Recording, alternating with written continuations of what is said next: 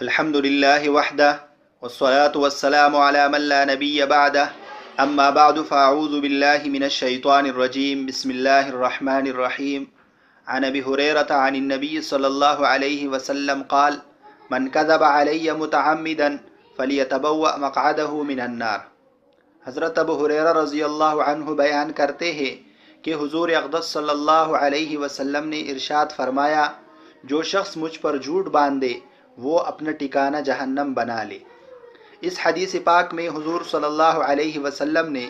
اس شخص کے لیے جو حضور صلی اللہ علیہ وسلم کی طرف جھوٹ کی نسبت کر دے، حضور صلی اللہ علیہ وسلم پر جھوٹ باندھے، بہت بڑی وعید بیان فرمائی ہے کہ جو شخص ایسا کرتا ہے، جو شخص حضور صلی اللہ علیہ وسلم کی طرف جھوٹی باتوں کو منسوب کرتا ہے تو وہ شخص اپنا ٹھکانہ جہنم بنا لے۔ یہ حدیث پاک ہے اور یہ بہت بڑی وعید ہے مسلمان کے لیے۔ مسلمان کی کوشش یہ ہوتی ہے کہ وہ اپنے آپ کو جہنم سے بچائے، وہ ایسا عمل کرے جس کی وجہ سے وہ جنت میں چلا جائے۔ لیکن حضور صلی اللہ علیہ وسلم بیان فرماتے ہیں کہ جو شخص میری طرف کسی جھوٹی بات کی نسبت کر دے تو وہ شخص اپنا ٹھکانہ جہنم بنا لے، یعنی وہ شخص جہنمی ہے۔ ابھی لوگ اس بات میں بے احتیاطی کرتے ہیں، حضور صلی اللہ علیہ وسلم کی طرف جھوٹی باتیں منسوب کرتے ہیں۔ مثلا اگر کوئی بات سن لی، کوئی بات دیکھ لی کہ یہ حدیث ہے تو تحقیق نہیں کرتے اور اس بات کو آگے بیچتے ہیں۔ سوشل میڈیا پر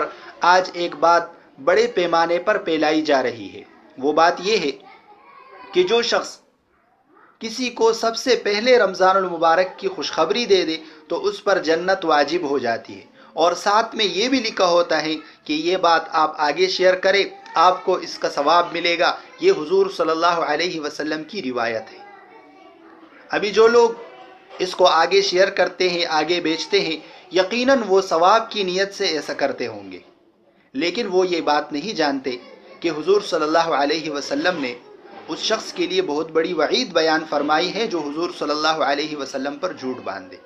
ایسی کوئی روایت نہیں ہے، یہ ایک من گڑت روایت ہے، لوگوں نے اپنی طرف سے روایت بنائی ہے اور اس کو آگے شیئر کرتے ہیں، آگے بیچتے ہیں۔ تمام مسلمان اس سے اپنے آپ کو بچائے اور آئندہ بھی اس بات کا خیال رکھے کہ بغیر تحقیق کے کسی بات کو آگے نہ بھیجے۔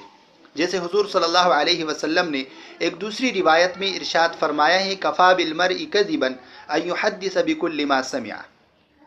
آدمی کی جھوٹے ہونے کے لیے اتنا ہی کافی ہے کہ وہ ہر سنی سنائی بات کو آگے بیان کر دے۔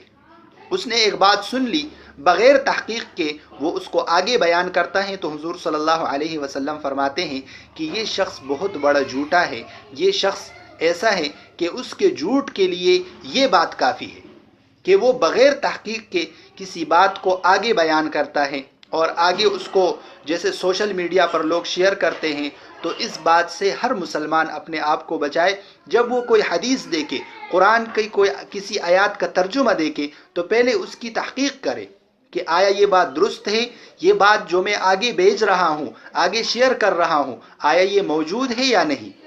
تو یہ جو حدیث بڑے پیمانے پر من گڑت روایت پھیلائی جا رہی ہے کہ کسی نے اگر کسی کو رمضان المبارک کی خوشخبری دے دی تو اس کے لیے جنت واجب ہو جاتی ہے، اس طرح کی کوئی روایت نہیں ہے، یہ من گڑت روایت ہے۔ لوگوں نے اپنی طرف سے اس روایت کو گڑھا ہے تو اس روایت کو آگے نہ بھیجے، لوگوں کو بھی بتائے کہ اس قسم کی کوئی روایت ذخیرہ حدیث میں موجود نہیں، اس کو آگے بھیجنے سے، آگے شیئر کرنے سے، کسی کو بتانے سے پرہیز کرے۔